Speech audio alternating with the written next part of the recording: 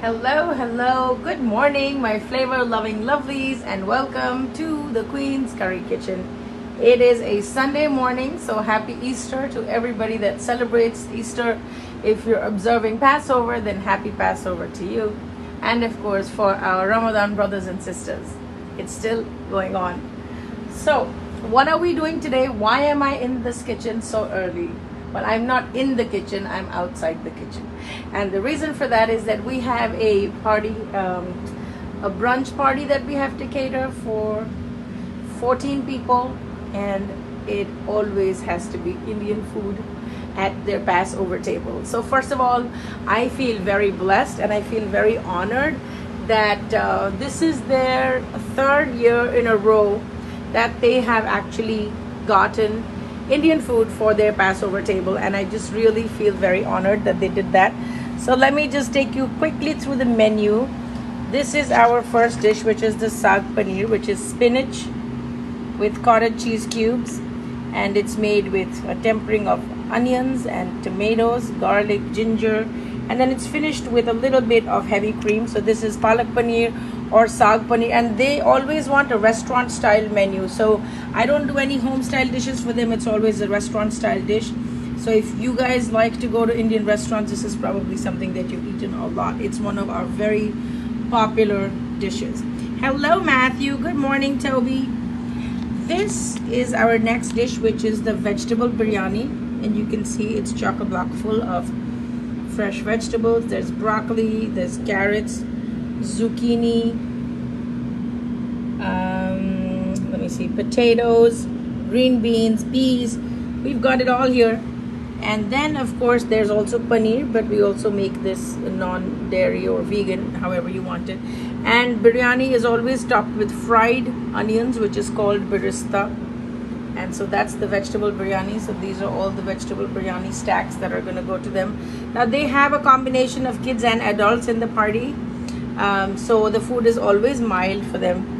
Now this is one of their favorite things, which is Malai Kofta. I don't think I've ever catered a party in their family without the Malai Kofta. Good morning Tim, how are you doing today? Happy Easter to you. So this is our famous creamy Malai Kofta.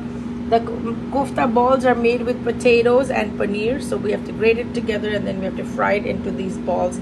And then the gravy is made separately. So this is the Malai Kofta sauce. It's slightly, how should I say, it's slightly on the sweeter side, but it's never spicy. It can be if you want to, but this is it has a slight sweet undertone to it.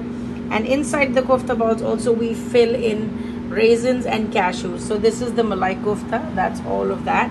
Hello Roma ji, good morning to you. And then this is our dal makhni. I don't think they can get enough of the dal makhni. Their family eats our dal makhni by the buckets. So this is the dal makhni. Along with this, we are going to make naan. We are going to give them white rice, and they want mango lassi for the kids. So this is everything that I just finished making. The saag paneer, vegetable biryani, malai kofta, and dal makhni. This is what they requested. So every year the menu is kind of sort of a little bit different for them, but they always get the malai kofta and they almost always get the saag paneer. Those are the two family favorites that have not changed for them, right? So all of this is going to get packed and bagged, and then it's going to get double bagged, and I have to be back in Queens by 11:30. So once my naan guy comes, he's going to make the naans in the tandoor. But this thing, let me show you what it looks like. This thing takes about half an hour to heat up. I don't even know how it works. There's like some on off mechanism here, and then you have to light the fire, and then it stays in that position till it's nice and hot. And then on the inside walls of this, that wall, that's where the naan is kind of plastered. So you basically take the naan and pat it on this. You spread it out here, you shape it, you pat it on this, and then pat, like that pillow just goes and slaps itself to the wall of the tandoor. And the side that is facing the stones or the charcoal, it's not actually charcoal, it's actually heating stones. So the side of the naan that's facing the heating stones is the side that bubbles up and gets the brown crisp balls.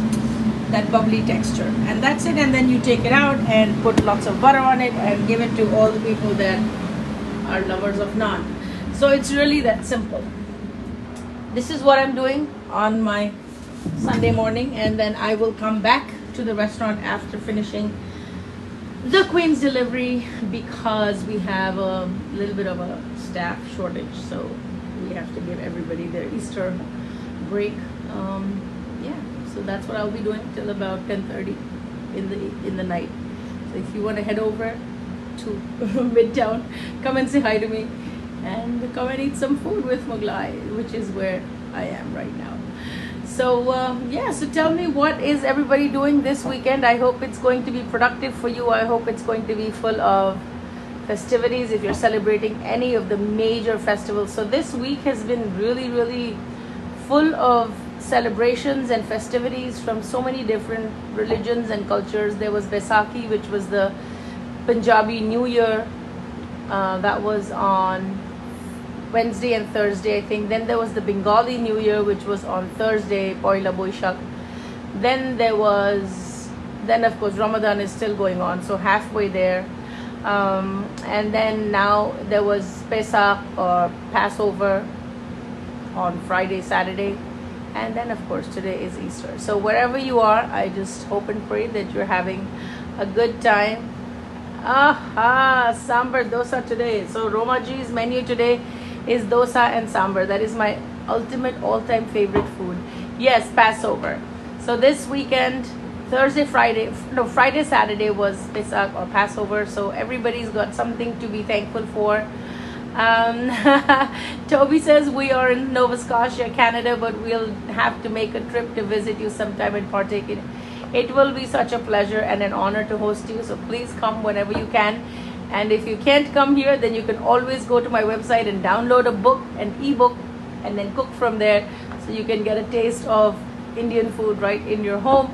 There's also spices that you can order from the website. And of course, the many videos of me cooking real food in real time, which is also now on the YouTube channel. So in case you missed the Facebook Live, you can always catch the replay, or you can head over to the YouTube channel and catch it there. Don't forget to follow me on TikTok. It's Queen's Curry Kitchen, also on TikTok. As you know, my Instagram was hacked twice, the old account and the new account. So I'm literally homeless from Instagram nowadays. So I don't know if it's a blessing or a curse. I feel like I have really nothing to do because I used to always keep posting stuff, and the classes I've been teaching, I have so much content on my phone that I've recorded that I want to share with you guys. But since I don't have Instagram, I don't do the reels, I don't do the stories. So I try to put as much as I can on TikTok. It's not a lot, but I'm trying to make up for it. So we're going to try to create another Instagram community, and when that happens, I will share that link with you on this page so that you can directly follow from the link that I send you instead of responding to any crazy hackers DMs. Okay, thank you, Tim. That's such a sweet compliment. So Tim has been supporting us from pretty much the very beginning, right? I think I started this thing in July of 2020, and Tim has literally just I don't think he's ever missed one live video of the Queen's Curry Kitchen. He's eaten the food, he's ordered the food, he's shared the food. So thank you for all the love and support. I really appreciate that. Every time you send a like, or you share the video, or you leave a comment, it really makes a big difference. And I cannot tell you, I've been so disappointed with the customer service of Instagram, and thank you, Tim, you're the best. I've been really disappointed because it's been such a struggle to just try to get the account back. I emailed them 3-4 times a day. I've talked to some people who I thought could help me, but everybody says they're not professional, so they can't. So it's been frustrating, and if it hadn't been for you guys coming here and sharing your comments with me and sharing your feedback, I really would have a very hard time coping with this crazy catastrophe of Instagram. But anyway, life is a journey, and the name of the game is to keep moving forward. So I'm trying to build the TikTok community, and of course I have the Queen's Curry Kitchen Facebook page, which is now about 5,000 members strong. social media is crazy, and I don't own any of these social media platforms, so anything can happen, and people can get shut down, and pages can get blocked and flagged for no reason, also because Instagram and Facebook are now the same. So I would really, really urge you to get on my mailing list so that you don't miss any updates about classes. There is a Mediterranean class coming up, so we will be doing a meze class sometime in the next 2 weeks. Right now I'm just a little bit busy with the decor for the new restaurant, and if you guys want to see like a tour of the place, or what are the accessories I've bought, or how I designed the space and how I planned everything and how the colors are going to come together, if you want to see like an in-process video, just drop it in the comments below. I don't know, some of you might like the Indian decor and how things work, so if you'd like me to do a walkthrough of the new space and how I'm going to be designing it, and what are the props that I bought, what are the color schemes that I'm following, and how I figured out to give it an Indian vibe without ever traveling to India, I can always do a live video from the new restaurant. So we should be scheduled to open sometime in the next 2 weeks. So I'll keep you posted of how that goes. It's going to be all the way downtown. The address is 120 Cedar Street, and it's right across from the Freedom Tower. So if anybody is downtown and always complain that, oh, I don't come to Midtown, or I don't come to the Upper East Side, so my husband's family restaurant, they are opening. Their name is Mughlai, Mughlai, and if you can't remember it, just send me a DM, I'll let you know where they are. So yeah, so that's what's going on. Okay, so Toby says he would like to see a video of me, the design process and how I'm putting the thing together. So we actually just repainted a lot of stuff, so I may only have pictures of the before, but I may not have a video of the before, but I'll certainly show you the intermediate stage before it becomes the after, right? So all the props and everything, things that I ordered, some of them are here already. Some of the mirrors and the wall sculptures, etc., are going to come on Wednesday. And then of course we have to rewire some electric stuff so that we can do it.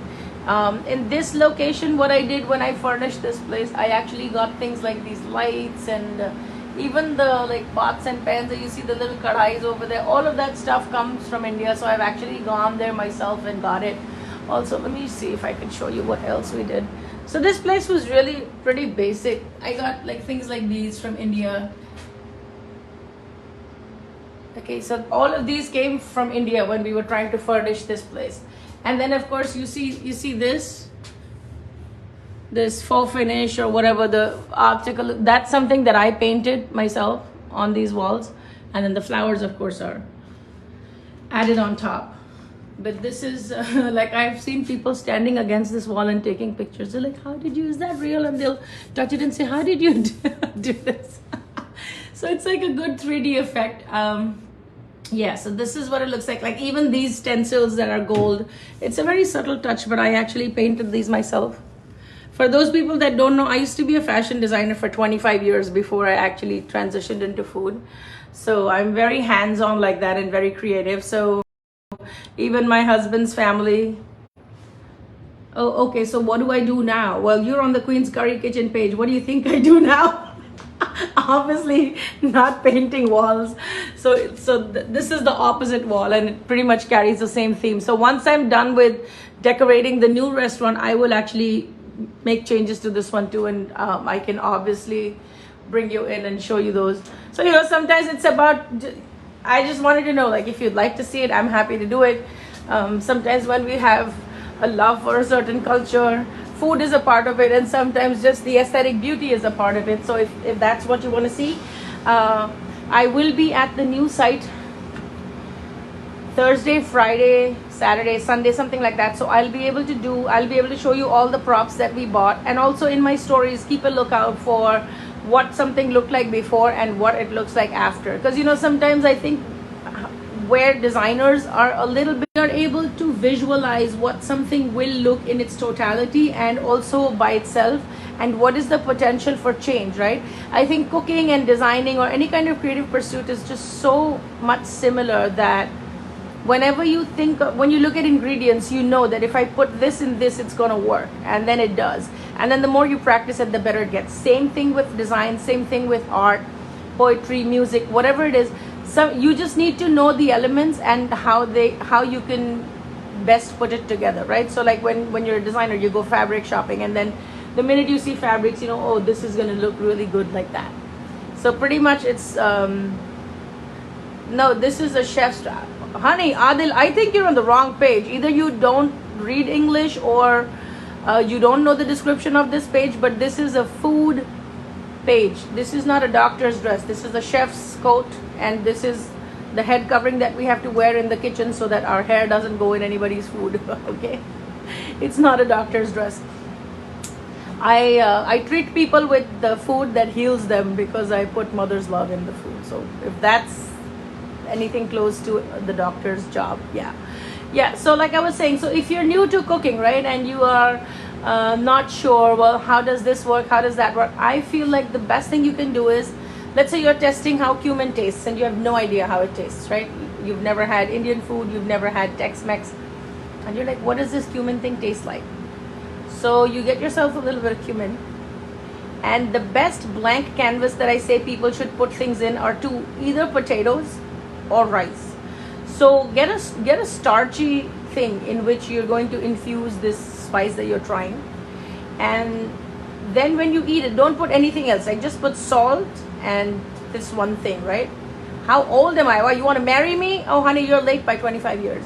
Okay, so yeah, so just use some kind of a carb as a basis and add that cumin. So let's say you're testing parsley and you don't know what parsley tastes like.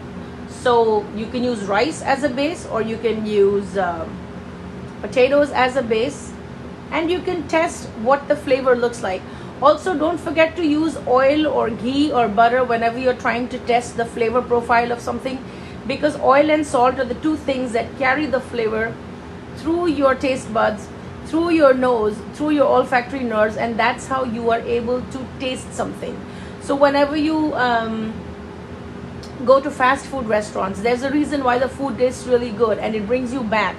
Why does fast food restaurant, or why does the drive-through keep bringing you back? Why are there days when you say, oh, I'm craving some Chick-fil-A, or I'm craving some McDonald's? You know why? Because the salt and the oil is the thing that keeps bringing it back. Like you have potato chips and you're like, oh, I'm just gonna have one, or I'm just gonna have two. I guarantee you, if you have a bag of potato chips in front of you, you can't just put it down.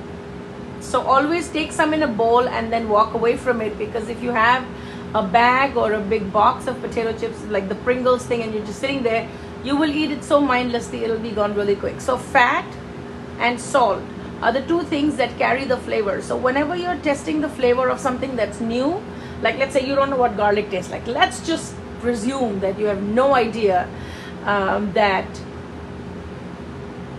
you don't know what garlic tastes like, right? So you are going to take some potatoes, and you will take some oil, you will add garlic, and you will add the potatoes, you will add salt, and you will saute it together till your potatoes are cooked, and then you will taste it. So the oil and the salt will help you to carry that flavor into your mouth, and then you will actually be able to identify that one thing for what it is. Like when I teach my classes, a lot of students don't know what cardamom tastes like, and they keep confusing cardamom for cinnamon. Don, that's correct. Yes, Pringles slogan is, oh, Lay's potato chips, I bet you can eat like one. And also for some credit card companies, they say that it's like potato chips, because you can't just have one, right? So yes, it is addicting. And the reason with fast food being addicting is also a lot of sugar. So sugar to the brain does what was it? What drug is it that mimics the way sugar? I think dopamine. Yes. So sugar does to the brain what your drugs do to what drug consumption does to your brain. So if you don't get the sugar, you know, like how you wake up and some people say, oh, I can't function till I get my morning cup of coffee. It's not the coffee that you're craving. Oftentimes it's also the sugar.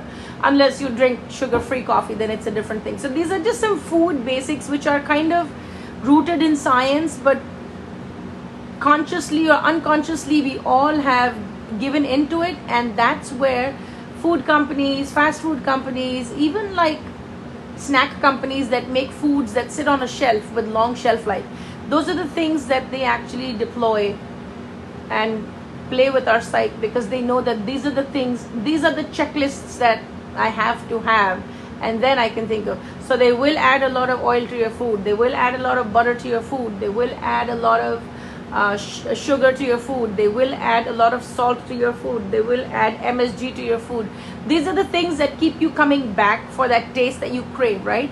And the craziest thing that I just discovered the other day was that, you know, pani puris, the Indian pani puri, I discovered that they add MSG to pani puri water as well. So pani puri is like a little wheat puff, and then you poke a hole in it, put boiled potatoes and chickpeas, and then dunk the whole thing in kind of a tamarind lemon mojito kind of a water, and then you pop it in your mouth in one shot.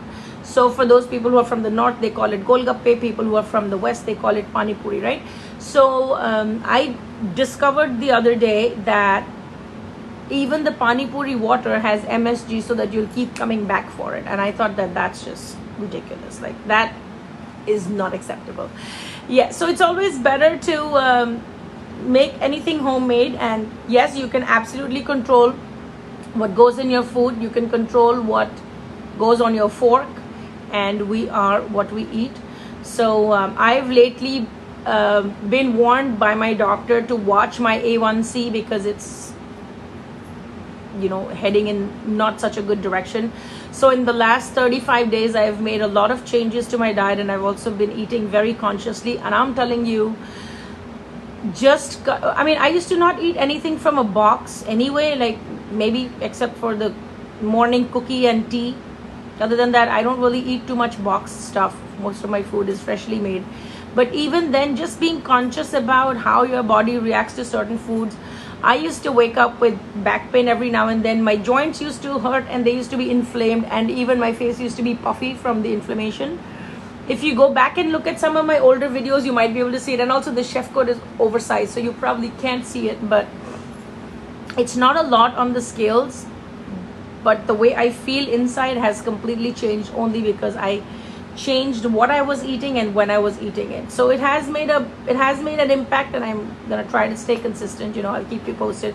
There is a story that I'm doing about that progress too, but it's only going to be able to have some substantial juice to it, then I can share it with you guys. Yes, so it is an attack on the human body, like Don said. That's why food is meant for kids, has a lot of sugar, to get them hooked early. Yes, that is correct. And you know, now when I see all the changes that I'm having to make in my diet at midlife, right, I feel like if my parents had known better, they would have probably had that culture in our home. But also the time that we grew up was a very different time in life. Nobody was hooked on to outside food. There were no apps to make takeout easy. We grew up on homemade food every single day of the week. Couple of times a month, we would go out to dinner, and that was it, right? And Dawn, I'll tell you an interesting thing about sugar, right? So this whole thing about putting fluoride in toothpaste actually happened to support the sugar industry. It's bizarre, but that's the connection. So kids were getting cavities for going for a walk. So kids were getting cavities because there was so much sugar in everything. Even salty foods have sugar, sugary foods have sugar, everything has sugar. So instead of cutting back on the sugar content of our foods, the dental practice came up with this idea that, hey, you know what, we should actually start promoting fluoride as a protectant against cavities, so that we don't have to tell them not to eat sugar. Yes, isn't that crazy? Yeah. And fluoride actually doesn't do anything for you. It's really actually not even healthy for your teeth. And it's something that we've been using for years and years and years, right? So if you can, you know, make the transition to non-fluoride. Even the water for children, I think it's called nursery water. And even that has fluoride, because the teeth have to be healthy. It's not for the health of our teeth. They're basically doing it so that we can continue to consume sugar and then feel like, oh, we're doing something good by using this fluoride toothpaste, so nothing's gonna happen, or I won't get cavities because I'm using this particular brand of toothpaste. Yeah. So there's like a whole lot of scams, and the sad thing is that people who know nothing about food are making decisions about health, and people who know nothing about health are making decisions about food. So a lot of times, yes, Don, that's correct. A lot of times, most companies that are either in the corn syrup business or sugar business or fast food business, these are the very people who are sitting on the lobbies of the decision making boards of all these laws that are passed, right? And they obviously have the money and the funds to affect the decision of people, that then controls the lives of so many of our children, of us. And it's something that becomes a habit. Like if you've been consuming sugar for, I don't know, 30, 40, 50, 70 years, you're not going to give it up. If you've been consuming gluten for like 75 years, you're not going to suddenly say, oh, I'm going to go off of bread. Your body is not going to let you, because it's such a deep addiction that it's very hard to break. So yeah, like I said, and sometimes we feel, oh, I'm not going to use sugar, I'm going to use maple syrup, or I'm going to use honey. Yes, it is better than those, but at the end of the day, it's still sugar, right? So when you start putting too much sugar in your body, you'll actually see that your natural tendency to work with sugar in your body is kind of very different. Yes, so Don, you're the bomb today, man. Okay, so give this man a cigar. 75% of processed foods in the United States contains genetically modified organisms. GMO, which is like this whole fight about, oh, is it GMO, is it non-GMO? Be very careful. I don't know how much we can run from it, but literally everything is GMO. Also, when you buy your produce, sometimes you'll go to the produce store and you'll see like a barcode. So you bought a peach and it has like a little sticker with a barcode. So if it's an organic produce, then it starts with a different number, and if it's not organic produce, it starts with the number. It's 4, but I don't know if it's 4 for organic or 4 for not organic. So definitely check that. Sometimes you'll go to like Trader Joe's and Whole Foods, and this is a myth that everything they sell is organic. It's not. So if you're buying strawberries next to peaches or peaches next to apples and on top it says organic, it does not necessarily mean that everything in that section is organic. So read the labels carefully. There's a lot of things that we fall prey to, so you have to really worry about what you're putting in your body. And at the end of the day, just eat the way your grandmothers and grandfathers ate, because they never got sick and they lived to be like 80 or 90 years old, so they did really, really good, right? Yes, in the mid 1900s, you're absolutely correct. And also you'll see that back in the day, nobody had gluten allergies, and now suddenly everybody has a gluten allergy. In fact, the minute you go off of gluten, your body feels completely different. You are able to process other foods differently. I'm going to give you my own personal example, which is really insane. Well, let me just take a quick minute to say hello to all the people that are coming in right now. Ruby is watching. Hello, Ruby. Good morning. Lan Ahmed is watching. Ronnie Ramprasad. Good morning. Good morning. Happy Easter to all of you. Sushma ji, good morning to you. Sumana, hello. It's always nice to see you here. And who did I miss? Anju Sharma. Happy Easter to you. Pearl is watching. So welcome to everybody. Just a quick run through. I did this before, but I'll do it again. This is our menu for somebody's Passover brunch, and I just finished making these items. They always like to cater Indian vegetarian food for their Passover, and this is their 3rd year in a row, so I'm super honored that they always think about us. We have palak paneer, we have vegetable biryani. These are all the vegetable biryanis.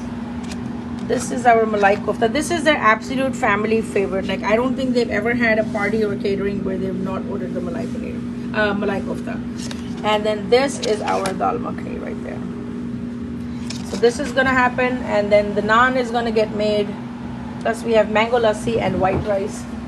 So that's what's on the menu today. And I do have to turn around and be back in Queens for 11:30 because the children get very hungry.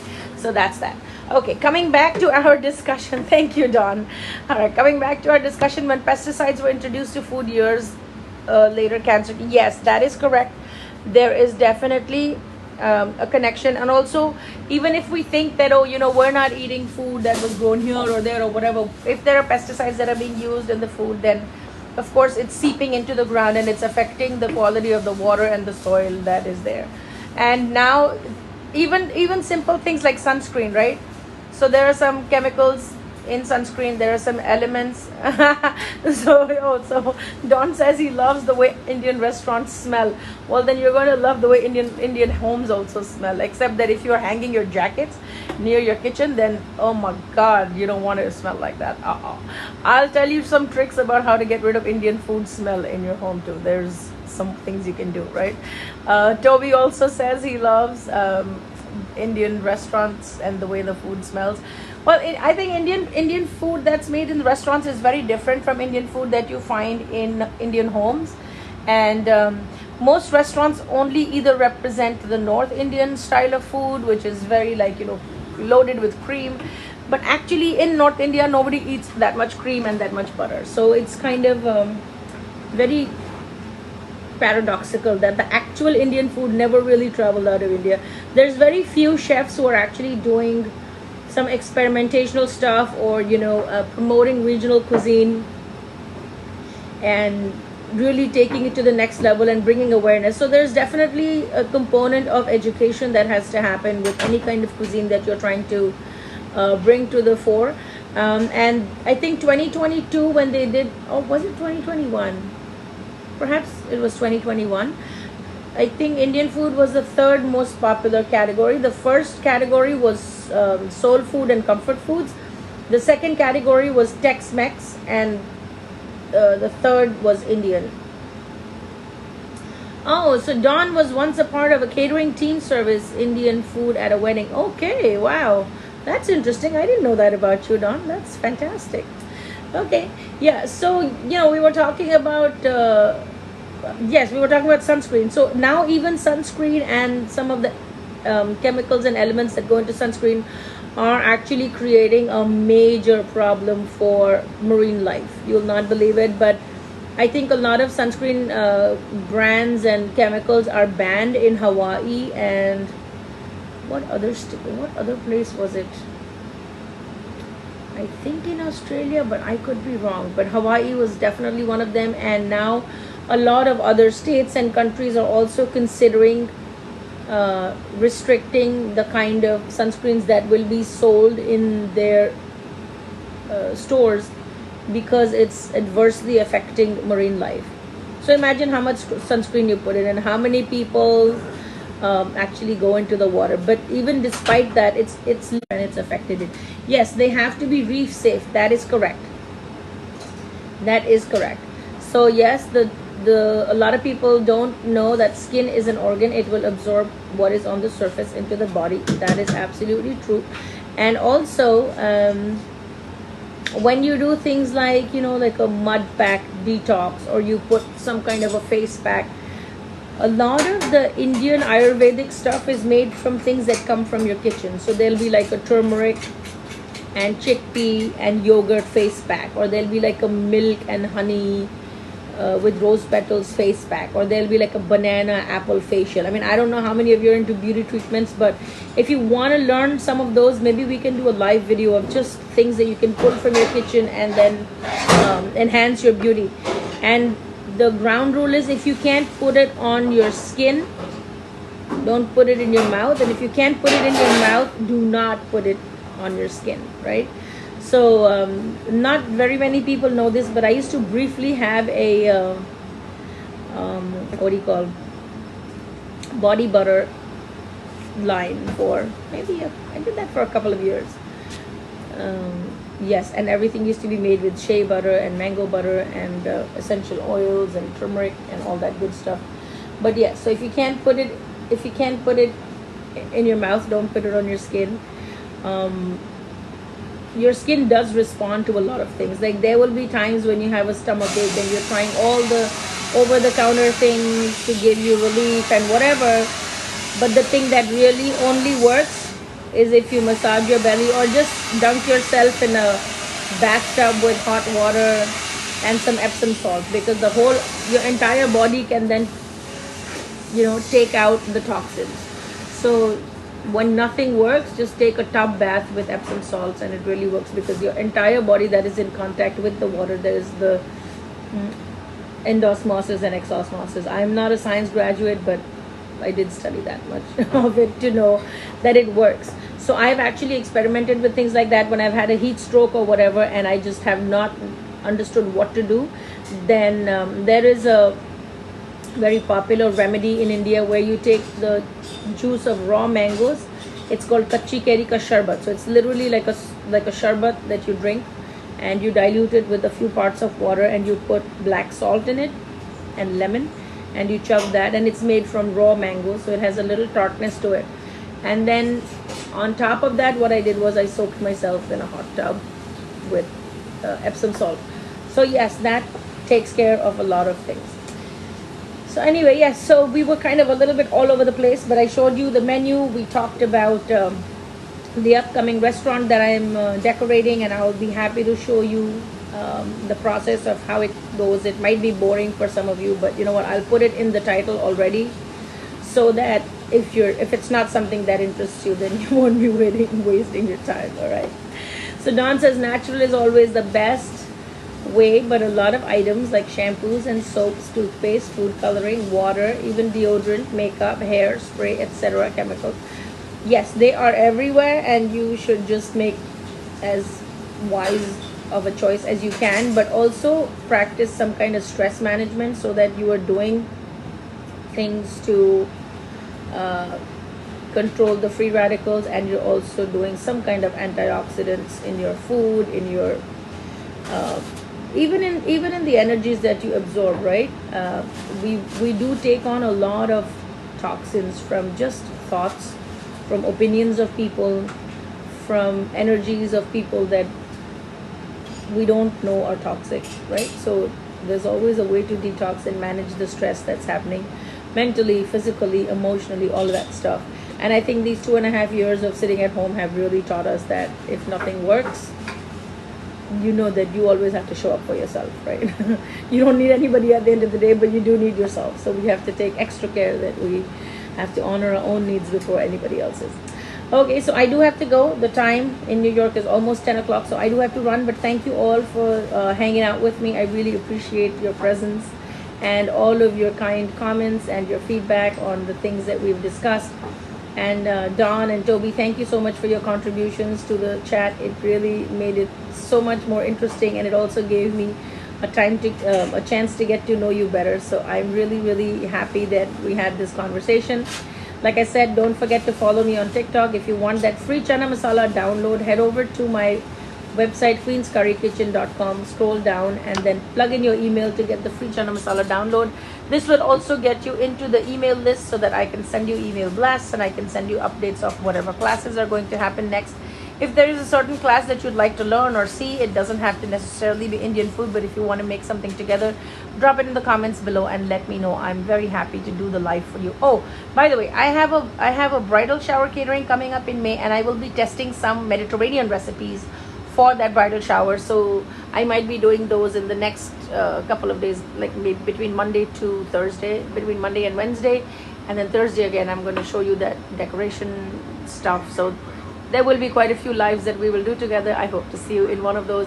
Until then, have a lovely weekend, have a happy Easter, happy Passover, and I will see you soon. Bye bye and take good care.